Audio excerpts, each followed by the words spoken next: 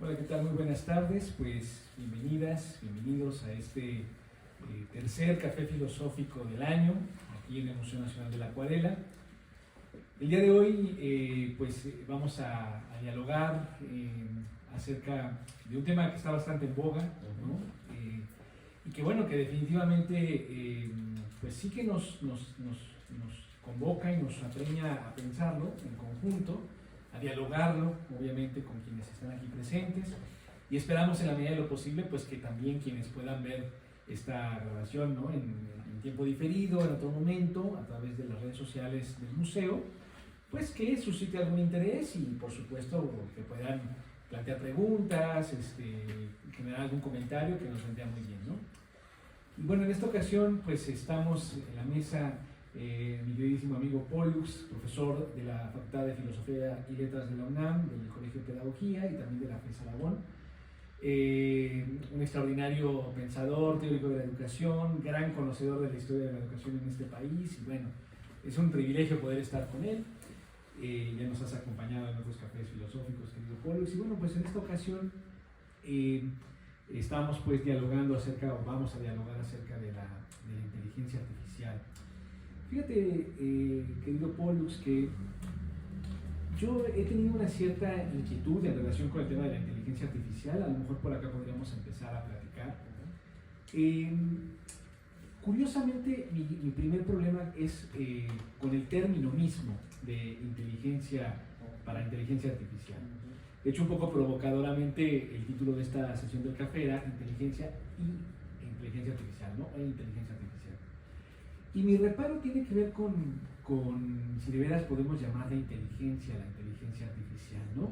¿Por qué será que le llaman inteligencia artificial? Obviamente no queremos los detalles tan técnicos, evidentemente, pero sí un poco reflexionar sobre la inteligencia para el uso de la inteligencia artificial.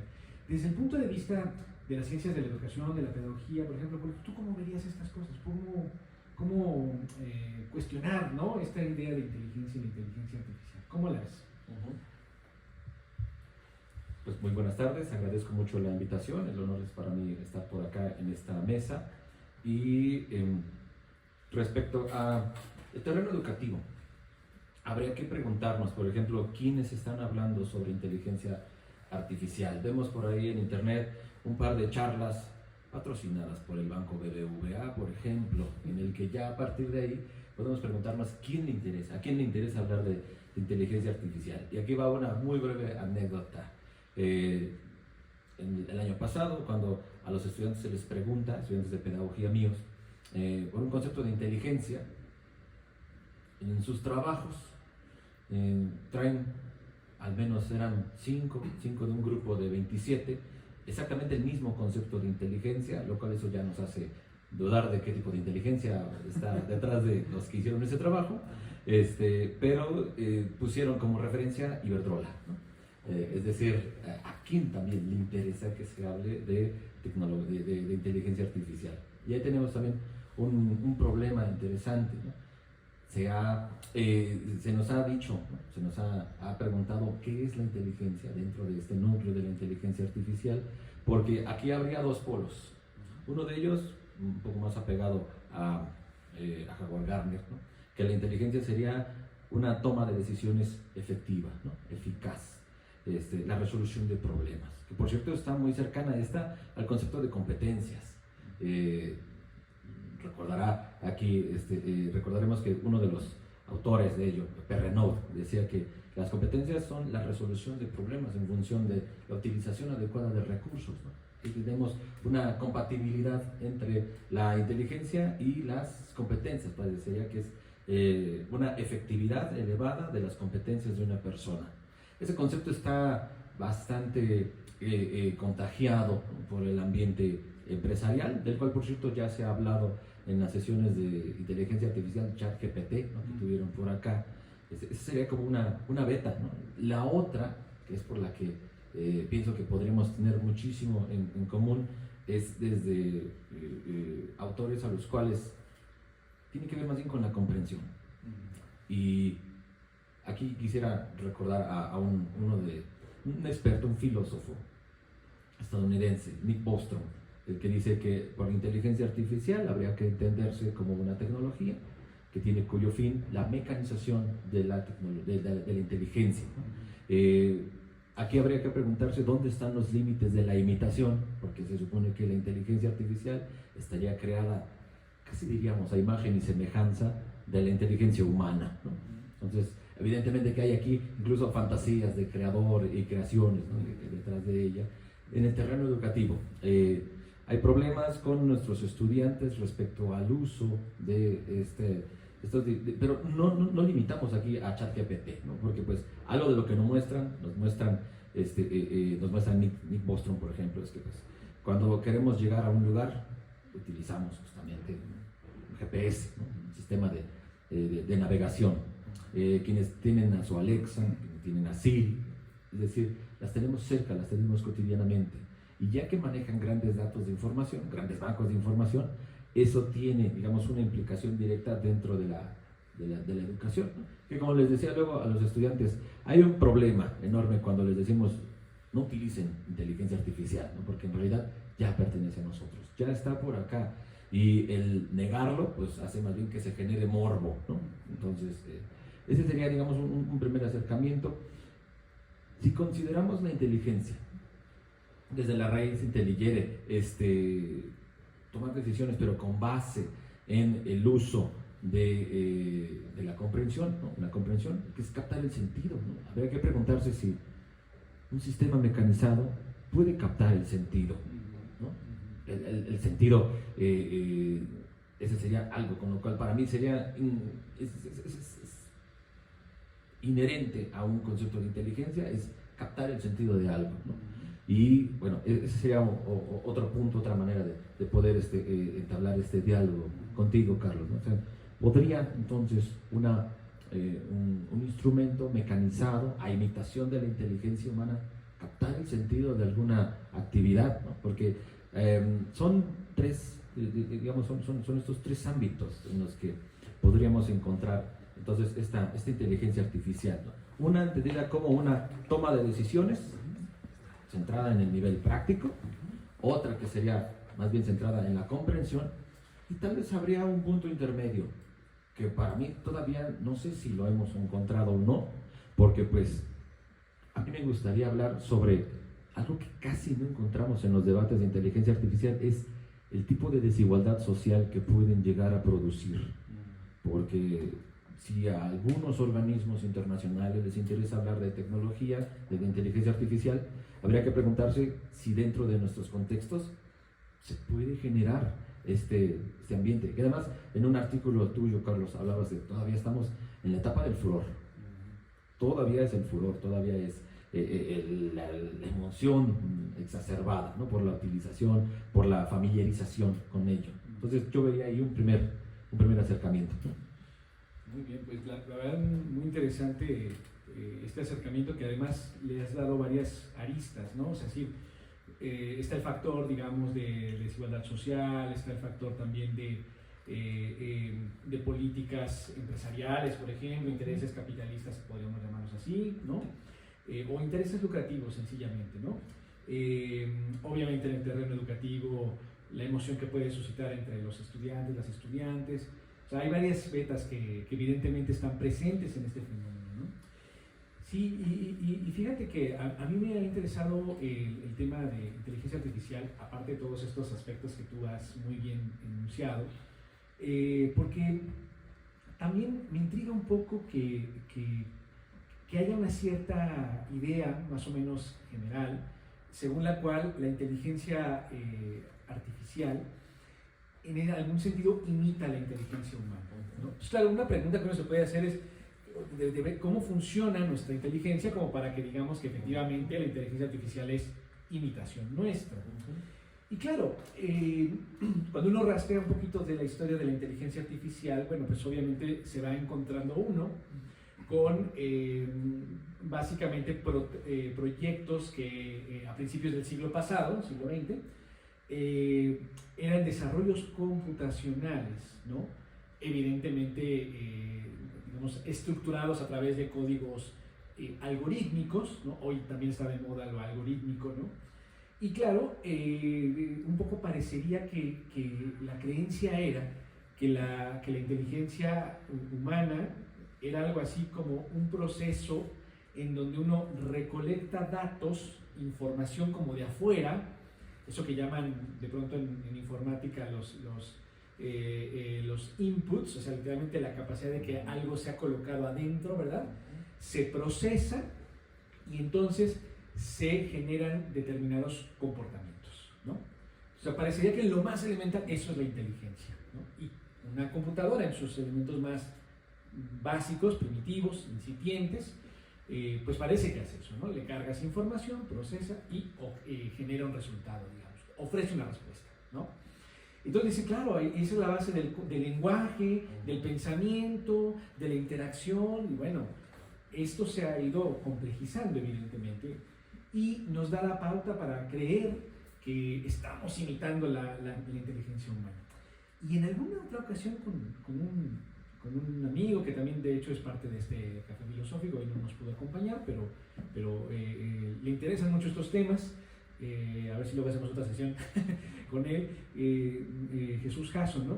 Platicamos un poco con él y decía, bueno, es que es interesante porque cuando uno rastrea desde el punto de vista de las humanidades en la noción de inteligencia, un poco ya lo adelantaba Pollux, ¿no? Con esta intelligere, ¿no? Esta idea, la palabra misma etimológicamente es muy bonita, porque inteligentia, en latín, de donde viene el español inteligencia, bueno, tiene una doble etimología, hay una especie como de polémica de dónde viene realmente, ¿no? Básicamente la idea es como captar, ser capaces de captar las relaciones entre las cosas, interlegere, o algo así como un procesamiento interno que tenemos todas y todos, como hablarnos a nosotros mismos, como una especie de diálogo interno, intus legere, esa podría ser otra etimología. Como sea, es interesante porque supone un poco lo que decías hace un momento, ¿no? Que es percatarnos, en ese sentido, ser conscientes de este proceso de comprensión y de asimilación.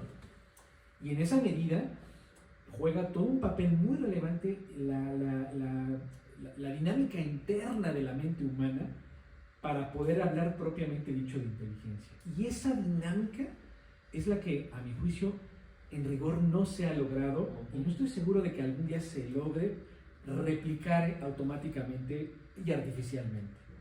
Por eso creo que la inteligencia artificial, estrictamente hablando, como que no es inteligencia, es más bien ciertamente un ejercicio de cómputo, un procesamiento muy eficiente, no lo vamos a negar, pero que en estricto sentido no implica una cierta toma de conciencia.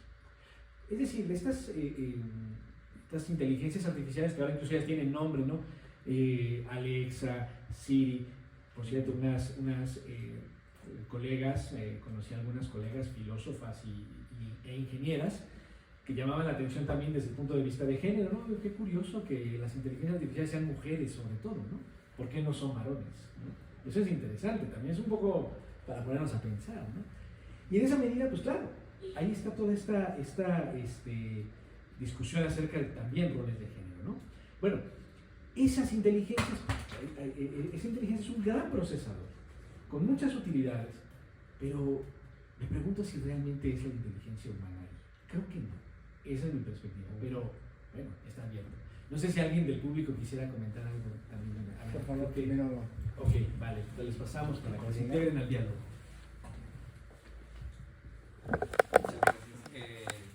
No sé, creo que no se oye el micro. Pues debería, papá. Estará apagado.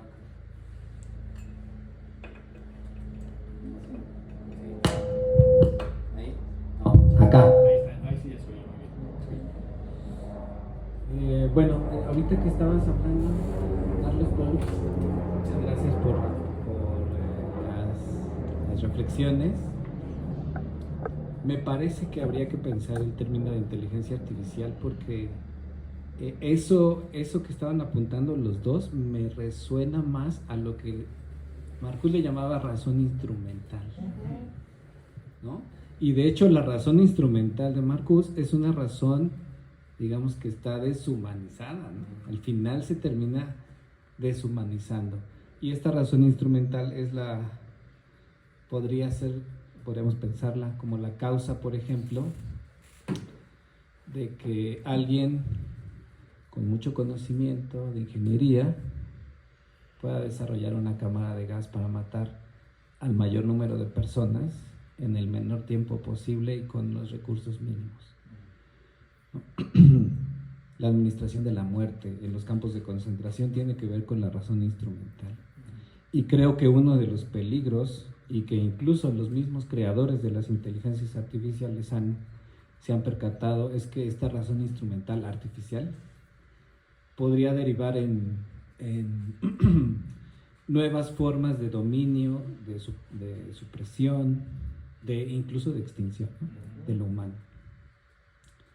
Y creo que ese es el peligro más latente. Pero efectivamente, no sé si eso llamarle inteligencia. Creo que no. O sea, en realidad la inteligencia humana respondería a algo mucho más complejo, ¿no? Porque no es solamente toma de decisiones o resolución de problemas o solo comprensión, es muchas otras cosas más que están en juego cuando alguien está ejerciendo la inteligencia, ¿no? Bueno, por ahí yo les dejo esa reflexión. Gracias. Pues que el panorama que nos pintan es un panorama negro para los defensores de la inteligencia artificial, porque está en consonancia con lo que acaba de mencionar mi colega Carlos. Estaba pensando en la inteligencia que se llama inteligencia práctica o inteligencia moral. No sé si esos sean dos términos adecuados para el comportamiento moral, que tiene que ver en consecuencia con una definición y una referencia a una práctica que no solamente es algorítmica, no solamente es de combinación matemática, sino que incluye valores. Esto no es propio de una inteligencia artificial, entrecomillando inteligencia artificial, ¿no? Inteligencia que en el ámbito empresarial la exaltan porque puede ser muy adecuada para calcular ganancias, ¿no?, para promover productos o para consultar acerca de la distribución de estos productos y el acaparamiento de mercados. Va en función de los valores empresariales de quienes utilizan esta maquinaria algorítmica, ¿no? Entonces la maquinaria algorítmica o la inteligencia artificial vista de esa manera no tiene que ver con la inteligencia práctica humana. O sea, un robot no va a preferir un valor u otro. Eso está fuera de su alcance, porque simplemente es un programa que maneja o combina datos en un banco colosal de datos y puede tener una enciclopedia cada vez más expandida de acuerdo a la alimentación que tenga de datos en Internet, pero no puede decidir valoralmente lo que es bueno y lo que es malo, digamos. Entonces, eso lo aleja y mucho de la inteligencia humana. Y para culminar, podríamos decir que se mantiene la inteligencia humana por parte de quienes diseñan y utilizan la inteligencia artificial. En esa relación de una inteligencia práctica que se define por una valoración o una comprensión de valores, como por ejemplo la justicia. O sea, ¿qué va a decir una máquina acerca de la justicia? Pues lo que esté en los datos que le han proporcionado de parte de los tutores de la máquina. Entonces creo que esas diferencias son básicas para hacer el contraste y la falsa analogía entre una inteligencia humana y una inteligencia artificial, y para prevenirnos acerca de los alcances de una falsa analogía que no son muy optimistas, ¿no? Gracias. Es que parecería que la justicia no puede ser Hable, ¿no? Bueno, la justicia justicia y muchos otros valores. No sé si pueden cuantificarse o incluso cualificarse dentro de una matriz o dentro de una escala. Está un poco complicado. Pero bueno, perdón. ¿Qué opinas tú?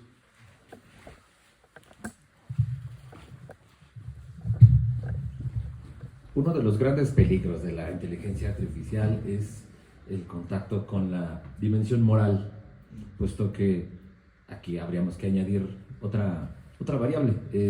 No todas las culturas conciben lo bueno y lo malo de la misma manera, no tienen los mismos criterios. De manera que esto sería también como para preguntar si serían más bien, en todo caso, los valores del creador me refiero al creador humano, no a Dios, ¿no?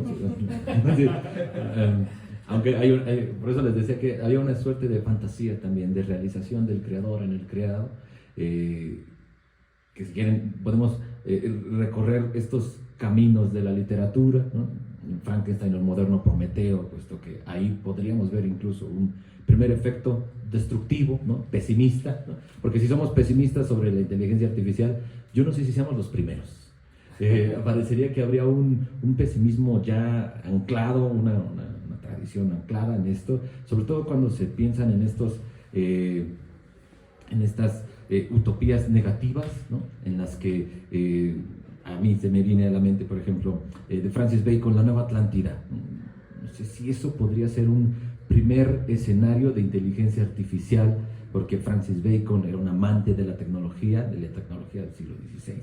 Además de que, como dijera un estudioso de las utopías español, Cottarello, muchas de las utopías que nosotros leemos, de las clásicas, la de Campanella, por ejemplo, La Ciudad del Sol, o la de la utopía de Tomás Moro, que eran en realidad representaciones de europeos descubriendo América para sí mismos, ¿no?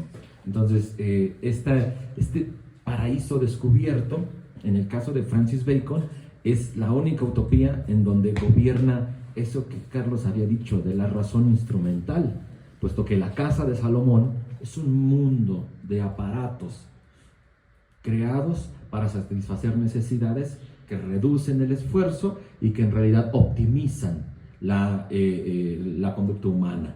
La casa de Salomón tiene la peculiaridad, por ejemplo, de Francis Bacon, de haber hablado de objetos con alas que pasan de un punto a otro. Antes de que se inventase el avión, Francis Bacon ya lo había puesto en el aparato, lo cual eso nos lleva a otra pregunta. Pensar la inteligencia artificial siempre nos lleva a hablar de futuro, y en el futuro hay que preguntarnos qué tanta cantidad de pesimismo o de optimismo podemos tener. Obviamente que podemos pensar en un punto medio, ¿no?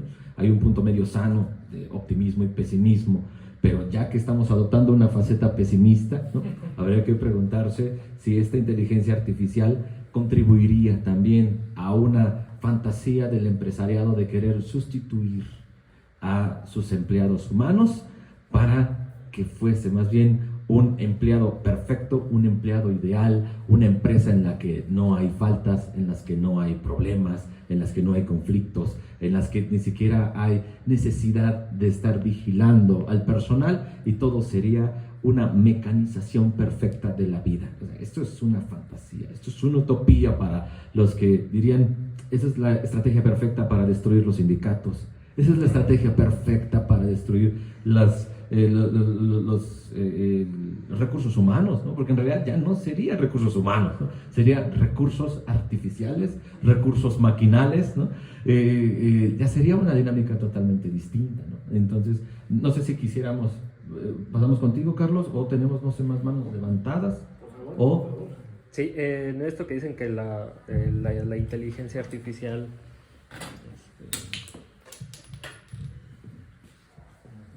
Sol. Y sol cayó.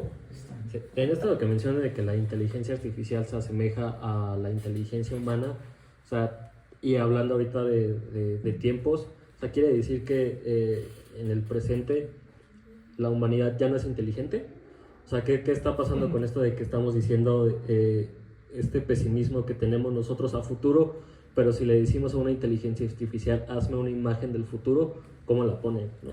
Entonces es como muy naves espaciales, los edificios súper construidos de una manera increíble, ¿no?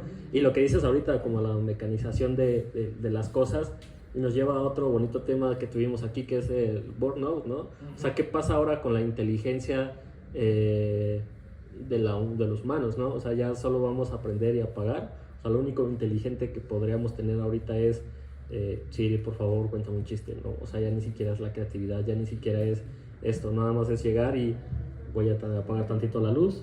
Entonces, para poder una inteligencia en un futuro sería hacer esto y después esto, para que pueda funcionar de esa manera. Y mi inteligencia es aprenderme A y B. Y pues, sí me gustaría que llevaras un poquito, Carlos, de lo de por qué son mujeres, o sea, por qué le estamos atribuyendo esto a las inteligencias artificiales. Y también como comentar esta propia una anécdota de que me encontré por ahí de los valores y qué es la justicia, qué es bueno, qué es malo. Hicieron una inteligencia artificial con un dron para que destruyeran todos los misiles. Esta inteligencia se rebeló y les dijo, oye, ¿sabes qué? Me tengo que ir hacia otro lado porque tengo que destruir esto. Dijeron, no, espérame, nada más era una prueba. Lo regresan y el código que lo meten es nada más es una prueba y no hagas esto porque dijo, tú me estás deteniendo mi tarea, ¿no? Entonces cuando lo vuelven a aprender ya con este nuevo algoritmo o con este nuevo código, dice, ok, tengo que destruir todos porque nada más esta era una prueba, tú me estás deteniendo, moralmente no te puedo hacer daño a ti, pero sí a la estructura en donde tú estás. Entonces esta inteligencia artificial se estaba yendo hacia Skynet, quizás, no sé, otras cosas, pero sí depende mucho quizá de los valores o de la persona que lo está haciendo, ¿no?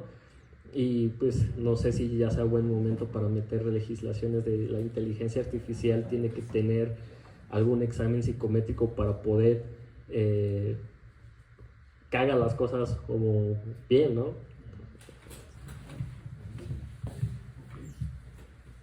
Gracias. Bueno, la verdad es que como siempre en este café se abre el pensamiento muchísimo. Algo de inteligencia humana todavía hay en ese sentido, así que todavía no seamos tan pesimistas. De hecho, un poco creo que esto que ahora planteabas, Paul, con las preguntas que nos has generado, y también en relación con lo que decía hace un momento Pollux, bueno, hasta donde he alcanzado a observar, digamos, para que el panorama no sea completamente negativo y pesimista, ciertamente que hay al menos un punto en donde evidentemente se ancla la inteligencia artificial con la inteligencia humana. ¿Cuál es ese punto? El punto en el que efectivamente algo del desarrollo mental del ser humano, hay una faceta del pensamiento humano que funciona bajo ejercicios procedimentales, es decir, tendemos a organizar la información de la que disponemos en una estructura, digamos, de jerarquización, de colocar, a ver, primero esto, después aquello, luego aquello otro y finalmente tal cosa, ¿no? O sea, sí pensamos en cierta medida de una manera algorítmica. Ahora, la inteligencia artificial en ese punto es en donde está más vinculada a la inteligencia humana y es la base, de hecho, de la inteligencia misma, la inteligencia artificial misma, quiero decir, ¿sí? Lo que ocurre es que la inteligencia humana es mucho más que puro procedimiento algorítmico, porque a veces en esa organización que tenemos en nuestra mente, alteramos algún paso o nos lo saltamos o modificamos, digamos, nuestras rutas de comportamiento en virtud de muchos otros factores, una emoción, por ejemplo, alguna creencia moral, alguna consideración de otro tipo. Incluso al dialogar con alguien más hace que uno pueda alterar su manera de organizar la mente. Y esto de la organización mental es una cosa que a veces hacemos de manera deliberada. O sea, por ejemplo, cuando hacemos un plan para ir a viajar a algún lado o para tomar un curso o lo que sea, deliberadamente hacemos planes. Pero hay ocasiones en las cuales no somos tan conscientes o tan claramente explícitos en el plan que vamos a llevar a cabo, como cuando uno se despierta y hace su rutina diaria sin ya pensar si está siguiendo una agenda, simplemente lo hacemos. En ese sentido, ya hemos estructurado nuestro mundo secuencialmente, pero ya lo hacemos de una manera como muy inmediata, digamos, ya sin reflexionar demasiado al respecto. Entonces, esos modos de organizar el pensamiento o el intelecto humano, en efecto, son los que tiene la inteligencia artificial. Ahora bien, por ahí Pollux citaba un textito que escribía al respecto y una cosa que me llamaba la atención y que dejaba plasmada en ese textito es una analogía entre lo que está pasando actualmente con la inteligencia artificial y lo que en algún momento pasó con los ajedrez, la máquina que juega ajedrez, digamos, ¿no? La computadora que juega ajedrez, que hoy en día ya nadie le puede ganar, ¿no? Entonces, claro, la máquina de ajedrez lo que tiene es una programación con la información de todas las jugadas posibles.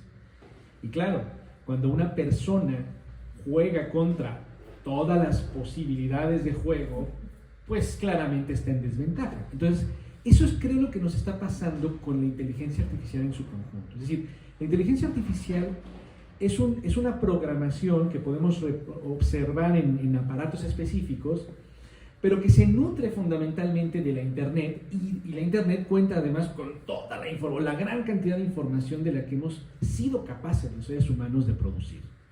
Entonces, literalmente es un gran como embudo, ¿no? Como una esponja de información, y es como la máquina de ajedrez que tiene todas las jugadas. Entonces, cuando yo como usuario particular, el día que Carlos se siente así frente a Alexa o a Siri o a quien sea, y ahorita hablamos de lo femenino, ¿verdad? Y pregunto y le cuestiono y me ofrece datos, información, y a me lo estructura increíblemente ordenado. Bueno, claro, es que estoy jugando como con el ajedrez, ¿no? O sea, con la máquina que tiene millones y millones de información que yo no tengo. Pero eso no quiere decir que sepa la información, quiere decir que tiene un acceso a un montón de datos, pero no me los filtra con criterios morales, no me los filtra para que yo no me sienta humillado porque me está dando lecciones de cosas que no conocía. No tiene esa conciencia, digamos, moral, podríamos decir, digamos, de consideraciones pedagógicas. Y bueno, para que no se sienta menos humano, le voy a decir cosas que son medianamente falsas. No, informa y punto, ¿no? Entonces, claro, cuando el usuario particular se enfrenta a la inteligencia artificial, es literalmente una cabeza contra lo que la humanidad ha producido históricamente. Es desventajoso, obviamente. Y la inteligencia artificial sirve muy bien para cosas procedimentales, algorítmicas. Por eso es tan eficiente en la productividad y por eso los grandes capitales la quieren aprovechar todo el tiempo. Y así estamos estructurando. Lo que es alarmante en cierto sentido es que hoy en día sintamos que esa inteligencia artificial, porque hace eso, nos va a reemplazar por completo. Esto de lo que habla es de que como seres humanos, colectivamente o en lo general, parece que creyéramos que vivir humanamente es solo ser como productores, como algorítmicos, como una máquina. Y eso es lo grave, o sea, que de pronto nos sintamos incapaces de competir con la inteligencia artificial porque creamos que vivir o que existir es hacer lo que hace esa máquina. Entonces, en realidad la presencia de la inteligencia artificial lo que revela es como el gran detonante de algo que hemos venido padeciendo por lo menos desde el siglo XIX, con la revolución industrial, con la sobreproductividad y con la creencia de que los seres humanos vivimos este mundo solo para ser productivos. Entonces, claro, tenemos ahora un recurso que es hiperproductivo y entonces nos preguntamos, ¿ya se acabó la humanidad? Esto nos lleva a pensar, esa es la idea de humanidad que teníamos, ser solo productivos. Por eso estamos, yo creo que en crisis en gran medida. Y pues no, somos mucho más que pura productividad, ¿no? Me parece, ¿no?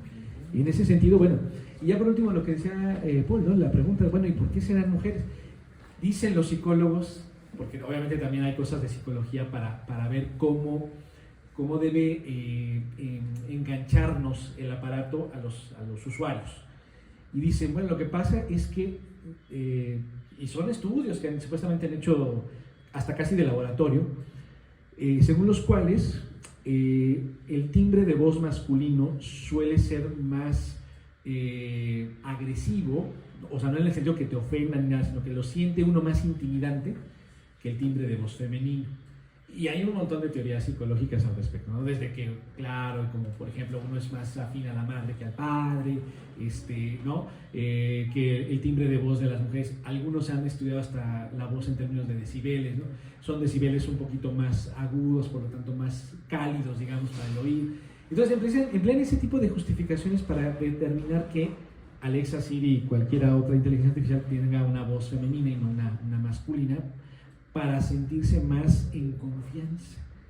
Y es una estrategia que, más allá de explicaciones psicológicas, tiene que ver más bien con estrategias de mercadeo. De esa manera justifican que por ello compran más ese tipo de aparatos y por lo tanto nos engarzan en ese sentido. Entonces es entre una cosa medio extraña, medio de prejuicios de género, de roles de género, ¿no? Pero también con un cierto matiz lucrativo, evidentemente, porque al final del día lo que buscan es que uno esté enganchado y consumiendo, ¿no? Y que naturalmente no nos preguntemos cada vez que de pronto nos asalta la duda, pues si la inteligencia de veras se reduce a lo que hace la inteligencia artificial. Y en ese sentido, pues sí, nos hace sentir como desplazados, ¿no? Bueno, es un poco, no sé, ¿cómo lo ves tú, querido Pollux?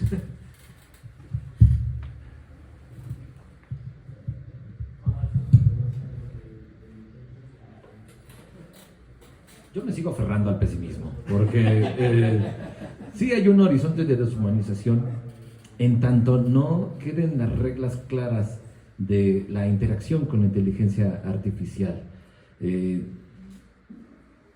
un problema muy lindo que me gusta en torno a la inteligencia artificial y es sobre los sesgos de interpretación. Y aquí podemos preguntarnos, ¿no?, de qué manera la inteligencia artificial ha evidenciado qué tan poco inteligentes somos para conformar comunidades, hablando, ¿no?, humanamente. Y por cierto, nos hemos saltado de hablar, por ejemplo, de la inteligencia animal, que ese fue un debate muy propio de los 30, de los 40, del siglo pasado. Sí, también podríamos llamar inteligencia a las reacciones de seres no humanos, ¿no?, ante contextos muy específicos. Esto lo conocemos perfectamente dentro del conductismo y tenemos tres referentes, ¿no?, de eso. Pavlov, que era pues un amante de los perritos, y eso pues hace que a nosotros se nos despierte una identificación muy bonita en Pavlov, porque a él le gustaban dos cosas: los perritos, los lomitos, ¿no?, y la juventud, las juventudes, ¿no? Entonces, dentro de estos dos polos, Pavlov, que era un científico ruso muy disciplinado, conocemos perfectamente el mecanismo del condicionamiento, ¿no?, en el que aislando las glándulas salivales, ¿no?, los conductos salivales, cuando se activaba una respuesta para el perro, se vinculaba con el obtener alimento, ¿no? Que por cierto, eso siempre nos hace preguntar, se los digo yo a mis estudiantes, de qué manera a veces condicionamos incluso a nuestros amigos, a nuestras parejas, ¿no?, a nuestros vecinos, ¿no? Porque algo que nos muestra el conductismo es de que estas reacciones nacemos en ellas, ¿no? Nacemos en un entorno ya de condicionamiento y que, bueno, cuando uno ya llega a la universidad, pues uno se comienza haciendo esas preguntas, ¿no? A veces un poquito antes, cuando tenemos profesores que toman distancia de estos condicionamientos, pero muchos se los encuentran ya hasta la universidad, ¿no?, cuando nos preguntamos a qué tanto nos hemos condicionado y si en realidad nuestro concepto de inteligencia ya está de entrada condicionado. Porque parecería que tendríamos estas definiciones a la carta para decir qué es inteligencia y qué no es inteligencia, ¿no? Cierro con Pavlov. Reflejos condicionados es un texto hermoso en el que concluye que sus investigaciones no aplican a humanos, porque los valores, ¿no?, el nivel axiológico, no tienen la misma compatibilidad en el caso con los perritos. Y aún así, Pavlov fue un amante de los perros porque cuando tuvo una inundación horrible, él tenía hablando de inteligencia, nada más que bonito, tenía dos opciones: salvar sus descubrimientos, que equivalía a salvar años de su investigación, o salvar a sus perritos. Y lo salvó a los perritos. Ese concepto de inteligencia a mí me agrada mucho, porque se inclina más, no tanto a la toma de decisiones, sino a la valoración de la vida animal, ¿no?, por encima de la jerarquía académica, ¿no? Con lo cual, pues esto ya también nos hace preguntarnos qué tipo de inteligencia tenemos dentro de estos ambientes institucionalizados, porque para algunos la inteligencia podría ser un enemigo de la institucionalización. Después de todo, la vida institucionalizada nos lleva a crear rutinas, a adoptar figuras de autoridad, y ahí eso choca justamente con el concepto de inteligencia, no porque sea algo inherente a la vida institucional, ¿no?, sino porque tenemos aquí la conformación de estos hábitos, ¿no? Y la conformación de hábitos cuando se han mecanizado, ahí entramos a terrenos de deshumanización, ¿no? Ahora, ese es uno. El otro para recordar, ¿no? No soy psicólogo, pero el conductismo es algo que a mí me gusta mucho. Me han condicionado, ¿no? Así que digo, eso para los que estamos en pedagogía, tenemos que pasar por psicología de la educación, entonces ya uno de repente tiene ciertas reacciones, ¿no? ¿Es hablar de conductismo o no? Entonces, ahí está, ¿no? Estamos como conejillos de indias, ¿no? Toda la vida. Además, estos estímulos los tenemos todo el tiempo en la escuela, ¿no?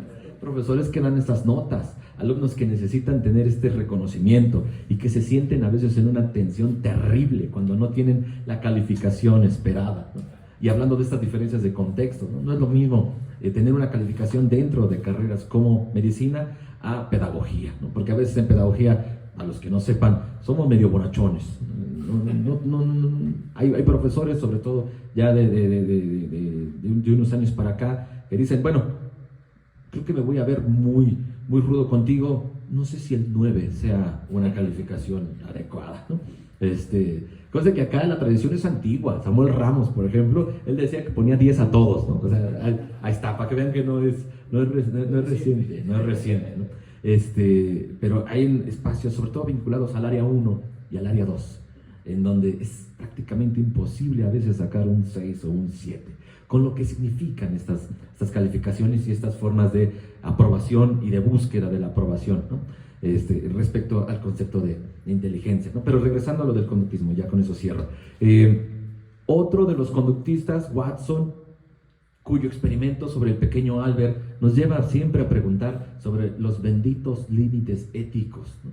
Porque todo diseñador de inteligencia artificial está siempre obligado, diríamos desde una perspectiva ética, a hacer explícitos estos criterios éticos para el diseño, porque lo que se oculta es información que queda, vamos a utilizar lenguaje matemático, como radicales libres. Y los radicales libres no funcionan por patrones, y terminan formando combinaciones que están ajenas a un código de programación. Entonces, en el caso del pequeño Albert, ¿no?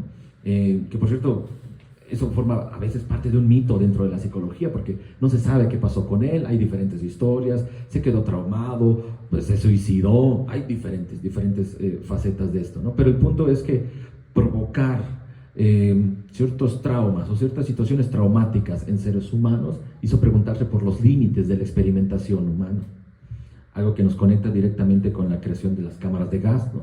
Y con formas que estarían, no sé cómo decirlo acá, moralmente menos reprobables, pero implementadas desde el Estado. Quisiera preguntar aquí, por ejemplo, hubo denuncias en torno a violación de derechos humanos cuando hubo manifestaciones en Chile por movimientos estudiantiles, y es que una de las instrucciones con las cuales se formó, ¿no?, los carabineros era evitar matar a los asistentes, porque eso representa una pérdida de legitimidad del poder, pero encontraron una vía humana, porque esa fue la palabra que utilizaron, dando directamente con un proyectil a uno de los dos ojos. Entonces eso sonaba, ¿no? Eso es una especie de terror reducido a límites, al menos que están dentro de los derechos humanos, porque eso no está legislado, ¿no? Es decir, no fue una pérdida total de la vista, sino solamente de uno de los dos ojos, ¿no? Entonces eso también nos lleva a preguntar sobre los límites de la inteligencia, ¿no? Y que si no me recuerdo era Woody Allen que decía, inteligencia militar es lo más contradictorio que uno puede encontrar en la vida, ¿no? Hablando de esto, no se nos olvide que la inteligencia artificial nace justamente después de la Segunda Guerra Mundial, y que es en entornos bélicos, ¿no?, de lograr la supremacía militar, ¿no? Y que estos ambientes de competencia mundial siempre nos llevan a preguntarnos en qué medida uno termina haciéndole la chamba a alguien más, ¿no? Porque eso nos hace preguntarnos qué tan humanizados o deshumanizados nos encontramos justamente frente a la inteligencia artificial, ¿no? Y que nos lleva a un debate hermoso, ¿qué es lo humano, ¿no?, o lo poshumano, como ya sea regularmente, utilizando estos post, ¿no? Entonces, pues bueno, otro conductista, ya con eso cierro. En los 60s, en los 70s, el conductismo fue recibido por Burroughs Skinner, psicólogo y filósofo, un texto precioso que es sobre el conductismo. Aquí lo que quisiera yo rescatar es que hubo una Fundación Rockefeller, que financió la utilización del conductismo a la educación. Y lo que más incentivó fue la tecnología educativa. Y aquí surge otra de las grandes fantasías dentro de estas universidades particulares: la sustitución del profesor por un ente mecanizado para dar las clases, ¿no? Entonces, hablando de pandemias, ¿qué tanto puede ser sustituible el profesor, ¿no? ¿Y qué tanto de esta falta de interacción, hablando de las inteligencias, hablando de Siri, estos objetos que tienden a contar chistes, ¿no? Pero que pues estos chistes siempre llevan a preguntarse dónde están los límites justamente del humor, ¿no? Por ejemplo. Entonces, eso es en cuanto a conductismo, ¿no? Yo sé que esto siempre nos lleva a preguntarnos por los límites de la inteligencia, nuestras concepciones de la inteligencia animal, inteligencia humana, como si no fuese a veces inteligencia animal, ¿no? Y la inteligencia artificial.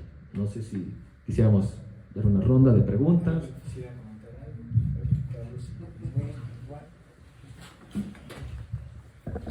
Muy bien. Bueno, a mí me resuena mucho lo que dice Pollux, porque mi madre es psicóloga y pues yo soy hijo del conductismo, ¿no? Literalmente. Y claro, uno de los grandes debates era los límites de cómo se ejerce el conductismo. Pero a pesar de todo, el conductismo sigue funcionando, ¿no? Sigue muy, muy vigente por lo menos en esta línea de terapia cognitivo-conductual, ¿no? Ahí está muy clarito que no se puede como evitar. Pero yo me quedaba pensando ahora con esto que decían de las inteligencias artificiales, que a lo mejor ya desde antes se estaba como desarrollando y creando este concepto de la inteligencia artificial, porque uno de los conceptos más utilizados, al menos en la Facultad de Contaduría y Administración, es el concepto de inteligencia emocional, ¿no? Que a mí francamente me parece un parche, porque incluso hay algunas investigaciones, me he encontrado con algunas investigaciones que dicen que la inteligencia emocional no existe, que todas estas inteligencias o esta clasificación de las inteligencias lo único que hace es como fragmentar la inteligencia, pero que la inteligencia siempre es un todo, en realidad no se podría como fragmentar, ¿no? Siempre está pasando todo esto al mismo tiempo. Y con lo que decían ustedes al respecto de esta cuestión empresarial, pareciera que siempre se ha querido crear este concepto de inteligencia artificial para lograr la eficiencia. De alguna manera eso podría, y nos hace sospechar, como decía Carlos, que el trabajo se ha convertido en una cuestión automática. Más bien tendríamos que pensar ahora, bajo este concepto de inteligencia artificial, si es que está poniendo en riesgo el trabajo de las personas, ¿cómo se podría humanizar el trabajo a partir de la inteligencia artificial? Eso creo que por ahí podríamos tener una pregunta que nos podría abrir un horizonte para ya no ver la cosa tan negativamente, ¿no? Tan pesimista.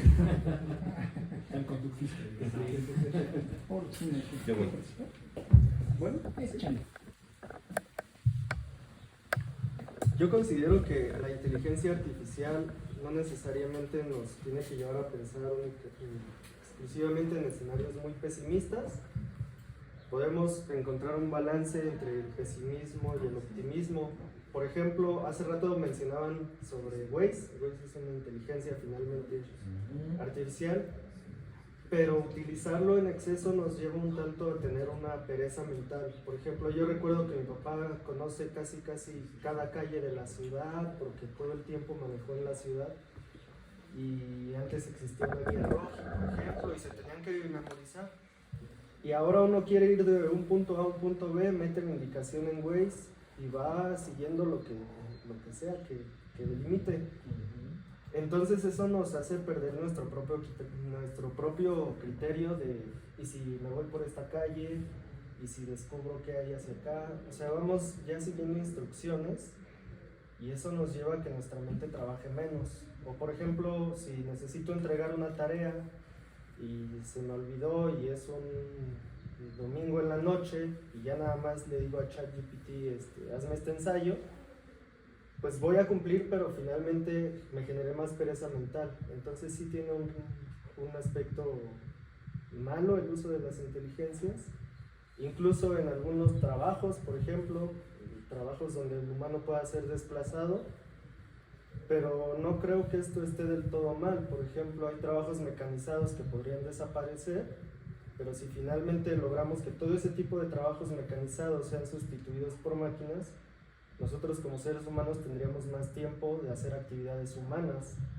no sé, salir a caminar mientras una máquina está produciendo por nosotros todo ese tipo de actividades. Y pues eso, finalmente siento que hay aspectos muy negativos y aspectos muy positivos en el uso de inteligencia. Muy bien, buena participación. Yo creo que tú decías algo, Paulus, acerca de la regulación. Eso es muy difícil, ¿no? Eso, o sea, ¿cómo regular el uso de la inteligencia artificial? Porque se está hablando también de un horizonte psicológico en el comportamiento humano. Y los psicólogos en psicoanálisis o la vía psicoanalítica, pues hablan de un inconsciente. ¿Cómo trabajar ese inconsciente? La palabra misma es muy terrible porque quiere decir que hay una zona oscura, invisible, que gobierna nuestra voluntad, ¿no? Entonces puede ser que una persona que va a diseñar hornos crematorios tenga un inconsciente especialmente orientado hacia la destrucción, ¿no? Y entonces a lo mejor la psicología psicoanalítica diría que existe una patología y que normalmente esa patología no la capta el consciente individual. Bueno, la máquina no tiene traumas, ¿no? Ni tampoco ha vivido una infancia de abandono o de agresión, ¿no? O una adolescencia en donde está buscando su propia identidad, esa inteligencia artificial, ¿no? Quien tiene esas etapas vitales o evolutivas es el individuo que usa la máquina, ¿no? Pero puede ser que el individuo que usa la máquina sea un criminal, ¿no? En potencia quizás, ¿no? Sin saberlo, ¿no? Ahí, ¿cómo se va a regular eso? ¿Cómo se va a regular eso? O efectivamente alguien puede ser inconsciente a la hora de utilizar la máquina para cumplir con ciertas metas laborales, pero haciendo trampa o simulando que trabaja, pero como un hábito. Entonces, estas facetas del ser humano que tienen que ver con una valoración axiológica, como se acaba de decir, no son muy fáciles de regular. No son muy fáciles de regular. Tú mencionabas el ejemplo, por ejemplo, el de los empresarios.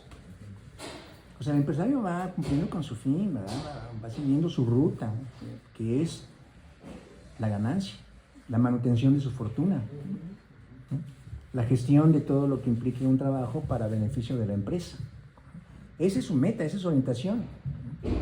Si alguien le dice, oye, pues tú eres un explotador y bájale a tus ambiciones, pues el empresario, ¿qué va a decir? Que no esté equivocado. Que no esté equivocado. O el maestro que dice, no regañes a tus alumnos, no seas cruel, no seas vampiro con tus alumnos, ¿no? Pero nunca ha tenido oportunidad de comportarse de otra manera, ¿no? Incluso puede utilizar la inteligencia artificial para esos fines, ¿no? Sabes que te aumento las lecturas, te aumento las tareas, al fin que ya puede ser más cómoda tu práctica del cumplimiento de esas tareas, ¿no? Entonces, hay zonas del ser humano que lo llevan a actuar sin que se dé cuenta que está actuando de una manera inadecuada. Y eso lo conduce también a un complemento de su personalidad con la inteligencia artificial.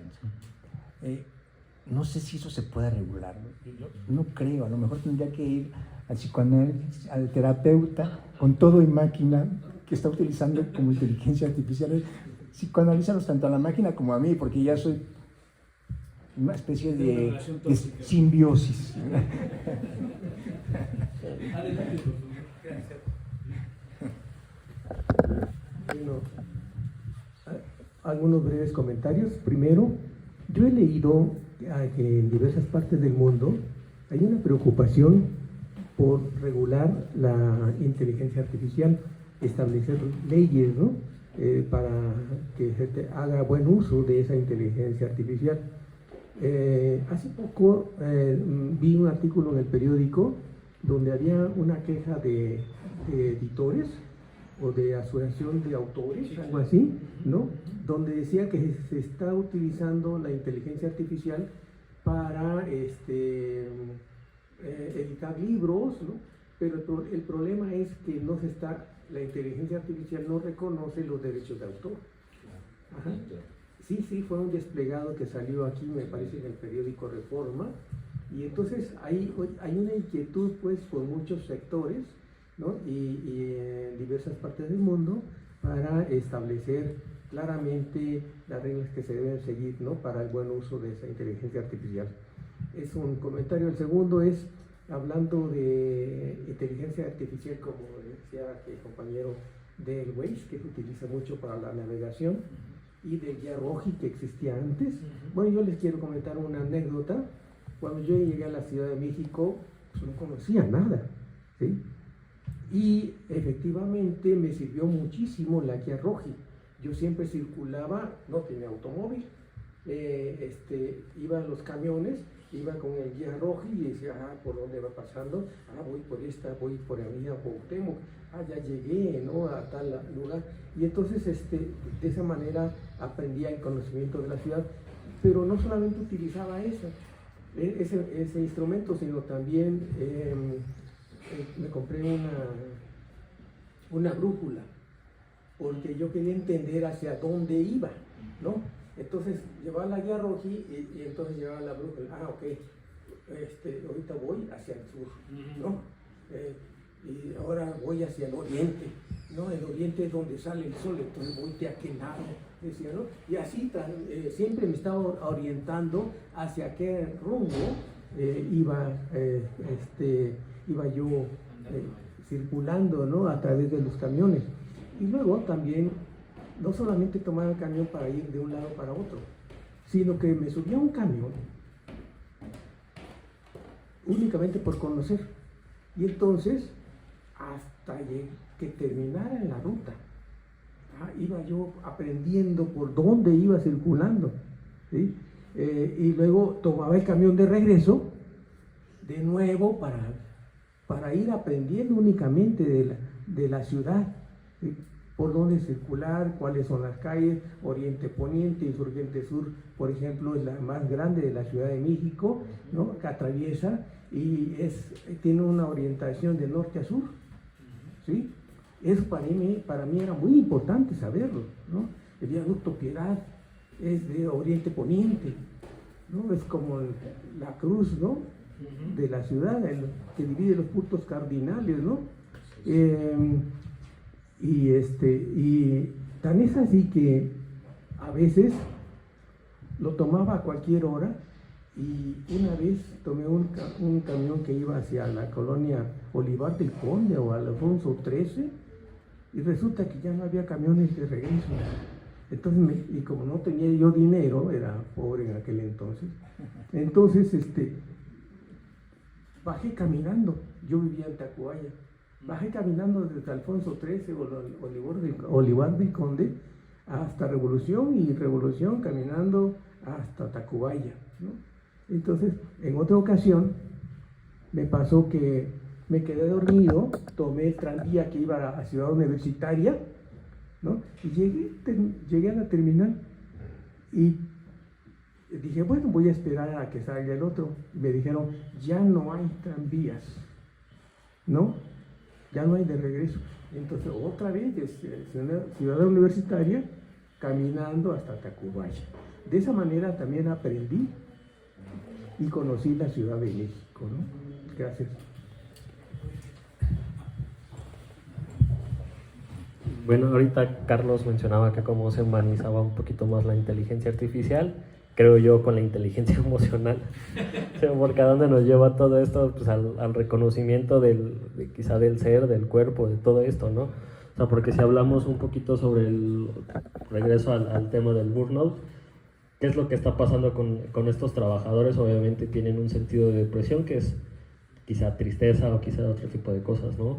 Pero pues esta humanización sí viene creo que del sentir, ¿no? De lo que él mismo, de nuestro compañero acá mencionaba, como este sentir de descubrir, este sentir de muchas cosas, ¿no? Y nos llevaría un poco más también a todos como un recopilatorio de todos nuestros cafés filosóficos de qué es la felicidad, qué es la satisfacción de los deseos, qué es el burnout, qué está pasando con la inteligencia, todo esto, pues también sería como hacer estos experimentos, ¿no? Como comentaba nuestro Pollux, que es inteligencia, y quizá lo buscaron en una inteligencia artificial, ¿no? La primera página de Google que sacaba, ese fue lo que hicieron. Exacto. Y hacerle la pregunta a la inteligencia artificial, ¿no? O sea, para ti, ¿qué es inteligencia? No me busques en los bancos tú dime qué es inteligencia, ¿no? Y ahí pues sí sería un poquito pues, decirles a los alumnos, quizá ya adelantarnos a este proceso de decir, voy a dejar una tarea de qué es la inteligencia, pero yo mismo lo voy a meter a la inteligencia. O sea, ¿cómo quiero que ellos lo busquen para que me sacan el mismo resultado? O sea, decir, como, ¿qué es la inteligencia? Y lo meto en diversos inteligencias artificiales para que me den el resultado y después como, mira, aquí lo sacaron ustedes, ¿no? No fueron tan inteligentes en este momento, al momento de buscar su tarea para allá, ¿no? Y puse allá.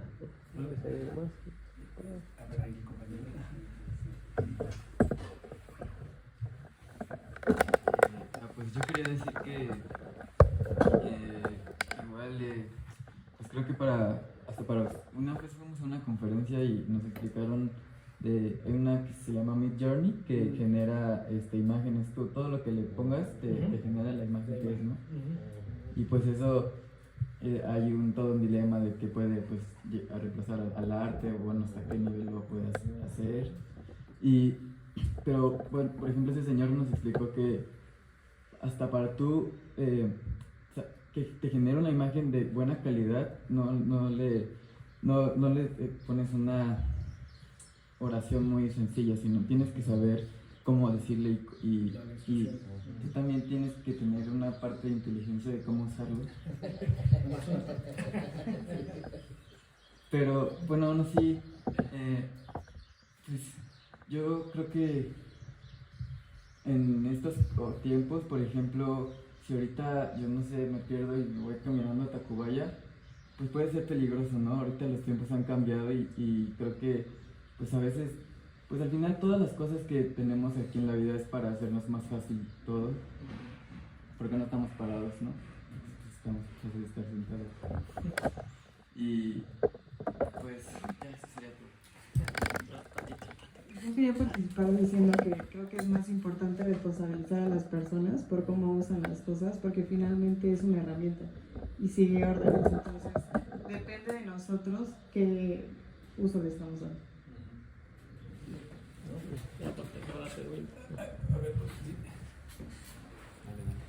Lo que mencionabas del arte, vamos a hacer, bueno, yo llevo la difusión aquí del museo, vamos a hacer un pequeño experimento, porque hace un año hicimos del Museo Week, participamos, que es la semana del museo, y se hacen como temas, y el año pasado fue de inteligencia artificial, y sí nos llegó un comentario así súper largo que debemos estar en contra de la inteligencia artificial, ¿no?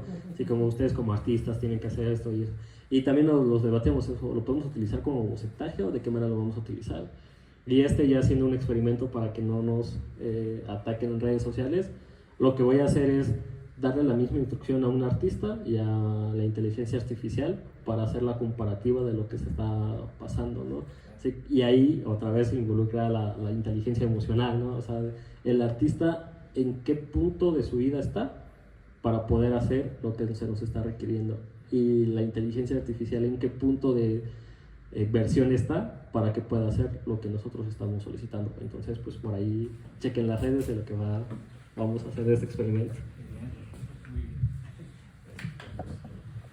Pues ya quizá para ir cerrando en esta ocasión el café, noto un tema común que en las participaciones que me parece muy sugerente, no sé cómo lo veas, querido Pollux, pero yo diría dos cosas. La primera es que me parece que en todo caso la inteligencia artificial no es algo diferente, contrario, adverso a lo humano. Es humana también.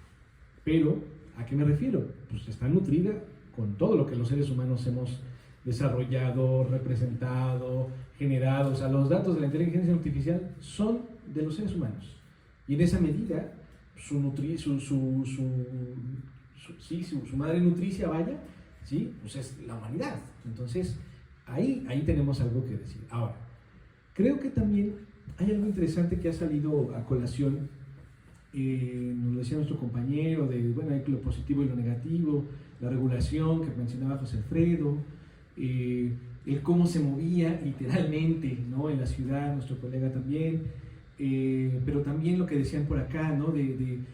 Al final del día la cuestión es que como que recae todo sobre el usuario, no tanto en la máquina, y es verdad, creo que ese es el hilo común. Es decir, curiosamente necesitamos legislar los usos que hacen los humanos sobre la inteligencia artificial, no es legislar a la inteligencia artificial per se, porque la inteligencia artificial es amoral. O sea, la inteligencia artificial no actúa ni procede emitiendo juicios morales. ¿Será bueno hacer esto? ¿Será nocivo hacer lo otro? Podría, y de hecho ha sido así en algunos ejemplos y ejercicios, se le puede dotar de una base de datos para que si se le coloca un dilema moral, sea capaz de ubicar cuál es ese dilema y cuáles han sido las respuestas más probables de resolución. Y nos daría la impresión de que está reflexionando moralmente la máquina, pero en realidad no lo está haciendo, porque no tiene esa capacidad, que esa sí es humana. Por eso es cierto, ¿no? Ahora que nos decía nuestro compañero, ¿no? Bueno, pues es que yo le digo al güey si me puedo guiar, es cierto, ¿no? Me hicieron recordar con esos ejemplos, hay un diálogo de Platón, ahorita no viene a cuento cuál ni nada, pero lo interesante es que la discusión estaba acerca de la utilidad o no de la escritura, de saber escribir. Y Sócrates, el gran filósofo, estaba en contra de que escribiéramos, ¿sí? Él mismo era ágrafo, era muy congruente en ese sentido. ¿Por qué estaba en contra de que escribiéramos? Porque escribir hace que te relaje la memoria. Escribir, para no olvidar, es no ejercitar la memoria, te vuelves perezoso. Eso decía Sócrates. El Fedro, exactamente, ¿no? Y cuenta el mito del dios egipcio, de Zeus, ¿no? Y tal, exactamente, ¿no? Entonces, ahí está interesante la cosa, porque uno podría plantear este asunto, ¿no? Yo ya no uso el guía roji, sino Waze, claro, pero alguien todavía más antiguo, ¿cómo que usas el guía roji? O sea, por favor, con que tú ubiques el sol, sabes dónde está el sur, el norte, el este y el oeste. Claro, o sea, no tendrías ni que usar guía roji. Eso ya también es una decadencia, podrían pensar algunos, ¿no? O usar brújula inclusive, que impide pensar que esté mal polarizada y tú vas hacia el norte creyendo que estás al norte y en realidad estás yendo al sur, pero porque está mal imantado, suponiendo que sea imán la brújula, ¿no? Entonces, bueno, claro, hay una postura que sugeriría que el uso de ciertas tecnologías nos vuelve endebles o nos atrofia incluso. Soy de los que cree que no es tanto que nos atrofie, quizá no lo ejercitamos. Dijiste algo muy importante, ¿no? Como nos hace perezosos. Claro que sí. Nos pasa a menudo cuando tenemos, por ejemplo, que sacar la cuenta, vas a un café, restaurante, te vas a echar una chela con el amigo, te dan la cuenta, y ni tardos ni perezosos sacamos la calculadora, no empezamos a hacer el cálculo mental. Uno podría decir, ¿por qué hacemos eso? La calculadora nos ha atrofiado, podríamos decir. Y en algún sentido es verdad. No practicamos eso. Hay muchas nostalgias, por ejemplo, antes usábamos agenda, nos aprendíamos los números telefónicos de memoria, hoy no lo hacemos. Bueno, claro, pero lo mismo pasa porque hoy no sabemos las tablas de logaritmos, por ejemplo. No algoritmos, no, logaritmos, ¿no? No sabemos hacer eso si no es con la calculadora. Entonces, no es tanto que la tecnología sustituya ciertas habilidades lo que la hace lamentable, terrible o problemática. Es más bien el que decidamos no querer emprender una relación con la vida más dinámica, más activa y en ese sentido creativa, ¿verdad? Que lo que nos permite la inteligencia artificial o la tecnología en su conjunto. Por eso, claro que está en esta aplicación que mencionabas, colega, también está DALL-E 2, ¿no? O DALL-E 2, que igual hace unas imágenes increíbles, ¿no? Hay unas inteligencias artificiales que ahora han logrado concluir obras musicales inconclusas de Mozart, de Beethoven, de todo mundo. Muy bien, pues está padre. Pero aún aunque hagan eso, el acto de que alguien sí sea capaz de su propia mano de pintar algo, eso es sorprendente. Y esa sorpresa que genera que alguien pueda, que lo haga con una cierta naturalidad, aunque la inteligencia artificial lo logre, en el fondo no lo va a sustituir. A menos que pensemos que solo vale lo que hace un artista porque vende. Y si la inteligencia artificial vende más porque hace más y más rápido, ahí lo van a sustituir. Entonces ahí estamos en una lógica de comercio, no en una lógica de creatividad, de recreación. Y no olvidar esto, me parece, ¿no? Es la clave para no dejarnos cautivar tanto por la inteligencia artificial y todos los grandes destellos tecnológicos. Sorprendentes, admirables, y qué bueno, pero en rigor no son el sustituto de la humanidad.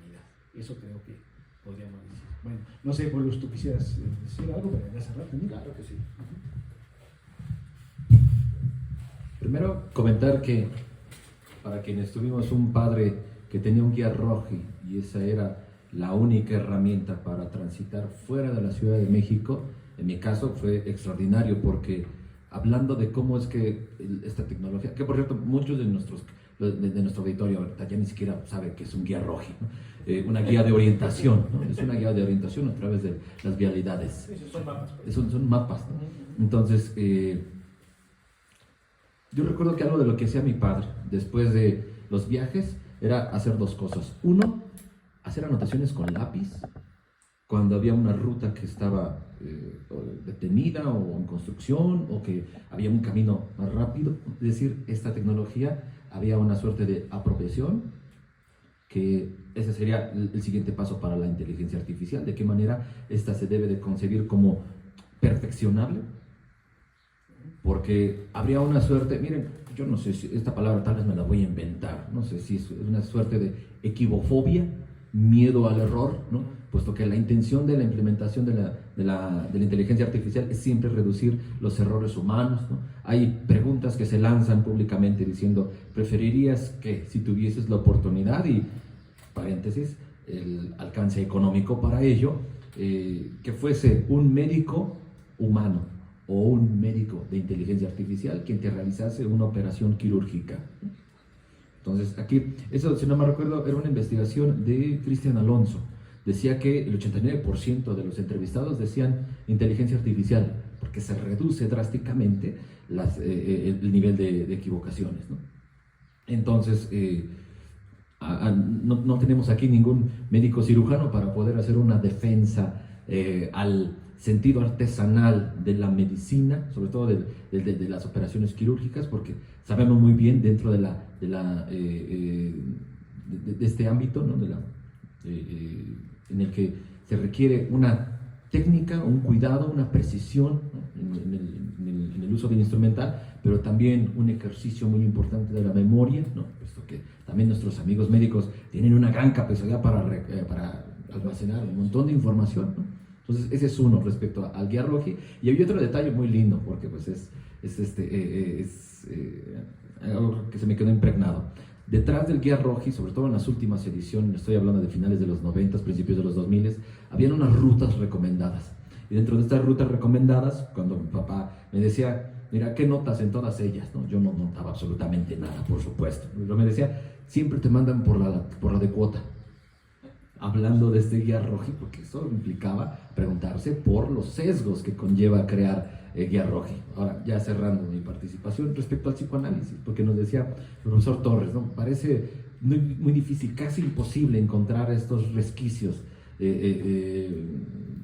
para poder desregularnos, ¿no? Deberíamos de preguntarnos dentro del terreno de la inteligencia artificial de qué manera podemos también ejercitar la desobediencia, ¿no?, organizada ante la inteligencia artificial, ¿no?, válvulas de escape a la presión social para poder establecer una vinculación personalizada con la inteligencia artificial. Recuerdo que algunos de los primeros memes que se hacía sobre las búsquedas de Google en adultos mayores era aquellos que siempre iban con un saludo, ¿no? Buenos días, Google, busco tal cosa. Entonces era hermoso, porque eso hablaba de la concepción de las relaciones humanas y de querer extender a las tecnologías, ¿no?, esto, ¿no? Entonces, hablando de psicoanálisis, el inconsciente es irregulable. El inconsciente es una dimensión desconocida que, pues diría Freud, sobre todo un Freud medio determinista. En los primeros 2 años se forman nuestras estructuras psíquicas, en gran medida que en el resto de nuestras vidas podemos encontrar un desarrollo de estas estructuras psíquicas. Estructuras psíquicas que eran de 3 tipos. La neurosis, aquellos que hacen una obediencia de la ley, tal cual, ¿no? Los perversos, que son los que saben salir de la ley, no saben encontrar su propio camino, y los psicóticos, ¿no?, que ellos, ya que no tienen un contacto directo con la realidad, pues hay lo que llama Freud un aplanamiento del placer.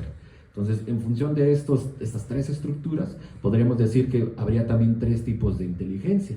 Aquellos que obedecen, ¿no?, la obediencia en función de estos mandatos implica un acto de inteligencia. Habría quienes, en torno a este pensamiento divergente, como dicen, ¿no?, algunos de nuestros psicólogos, Howard Gardner, el pensamiento divergente siempre busca vías distintas, y que por cierto ese es el fundamento de la creatividad, y que las 3 Cs, ¿no?, según un experto en inteligencia artificial que fue presidente de Google China, Qian Fu, decía que había 3 Cs, obviamente que las decía en inglés, ¿no?, creatividad, curiosidad y pensamiento crítico, critical thinking, ¿no? Entonces, eso era los principales retos para el diseño de la inteligencia artificial. ¿De qué manera se van a coordinar las 3? Ahora, podemos dejar esto para después, pero sería muy lindo porque suelen, dentro de estas pláticas de inteligencia artificial, decir que hay que enseñarle. A ver, pero la palabra que utilizaron fue educar. Hay que educar a la inteligencia artificial a pensar críticamente. Eso a mí me vuela totalmente, ¿no? Se los digo como pedagogo, porque pues para los que nos formamos en los libros de Kant, ¿no?, solamente se pueden educar a los seres humanos, ¿no? Y yo tengo un gran problema de repente con mis estudiantes, porque les digo, no pueden ustedes educar a sus mascotas. Obviamente que ellos se aferran y dicen, no, pues como que Miguelito no está educado, ¿no? Entonces, yo les digo desde los parámetros de Kant, ¿no?, desde los parámetros de Kant, desde esta conciencia que se adquiere, ¿no?, teniendo como base la moralidad, pero también el ejercicio del juicio. Yo sé que no van a estar de acuerdo conmigo y que van a decir, no, yo sí puedo educar al chocolate, ¿no? Porque pues pertenece a un mundo humanizado, y de hecho eso es lo que sucede con nuestras mascotas, se les humaniza, hablando de la humanización de la inteligencia artificial, porque lo que vemos dentro de este furor es un afán de querer extender los límites de la humanidad y de utilizar la metáfora de la máquina, ¿no? Porque nunca faltan nuestros amigos psicólogos que dicen, el cerebro es una computadora, ¿no? Entonces aquí se invirtieron los términos, por cierto, ¿no? Se invirtieron los términos. La creación en realidad se volvió el creador, ¿no? Dentro del psicoanálisis, el inconsciente es irregulable, pero uno puede encontrar formas de entender estas manifestaciones oscuras a través de la terapia, pero también hay manifestaciones del inconsciente, los chistes, por ejemplo, ¿no? O sea, hay personas que son sumamente racistas, que encuentran dentro del chiste, ¿no?, diciendo, a ver, pero espérense, ¿no?, esto en una circunstancia totalmente distinta sería motivo de que me funen, ¿no? Pero siempre está esta latencia, ¿no?, sobre la utilización del humor negro o de chistes que suelen ser incorrectos en el momento, en el contexto determinado, ¿no? Recuerdo un colega, por cierto, que cuando pasó lo de los 43, había un terrible chiste hablando sobre la desaparición de los jóvenes, y él quería provocar risas, pero yo le decía, no es el momento para decirlo y no sé cuándo lo sea, ¿no? hablando de cuándo sería inteligente hacer un chiste, ¿no? Ese sería uno. Los lapsus, que son manifestaciones en las que, ya saben ustedes, están con su pareja y de repente le dicen el nombre de su expareja, ¿no? Ahí está la revelación del deseo, ¿no? Tenemos también otras manifestaciones, como cuando dicen el psicoanálisis, ¿qué nos puede aportar, ¿no? Sobre todo cuando aquellas personas que dicen, pues bueno, mi pareja se parece mucho a mi padre o a mi madre, ¿no? Tiene características, no solamente físicamente, ¿no? Sino también incluso en cuanto a patrones de comportamiento, ¿no? Entonces aquí viene la pregunta desde el psicoanálisis: ¿qué tan inteligentes nos creemos en función de la estructura psíquica de la cual tenemos? Sería interesante abordar esto, porque hablando de arte, ¿qué es aquello que nos haría comprender más estas manifestaciones? Pues es justamente el símbolo, ¿no? Decía, es más, si no me recuerdo, es Arte y Poesía de Heidegger, ¿no? ¿Qué es lo que determina que algo sea arte? Pues es justamente el símbolo, ¿no? Un signo que une, que congrega significados. Y ya con esto cierro. Hablando de estas imágenes creadas, ya ven que estuvo hace poco la moda coquette, ¿no? Que es poner moños, utilizar colores pastel, sobre todo rosas. Yo quería si no me acuerdo fue Dalí, le dije una imagen de Rousseau coquette. Entonces, para los que me siguen en Facebook, ahí podrán encontrar esta imagen de Rousseau coquette, ¿no? Que pues obviamente tiene toda la intención, porque para quienes hemos leído el Emilio, el último libro, no habla muy bien de las mujeres, hablando de cómo es que a veces la inteligencia artificial podría estar reproduciendo estos prejuicios sexogenéricos, ¿no? Y pues por eso era mostrar un Rousseau distinto, ¿no? Pero pues la imagen que produjo en realidad se parecía más a Kant, frente amplia, frente de filósofo, como decía José Gauss, ¿no? Hablando de cómo es que la ambigüedad, ¿no? Cuando hay ambigüedad, la inteligencia artificial parecería estar programada para cubrir estas lagunas, ¿no? Entonces, esto nos lleva también a preguntar hasta dónde los límites de la inteligencia artificial se le puede exigir.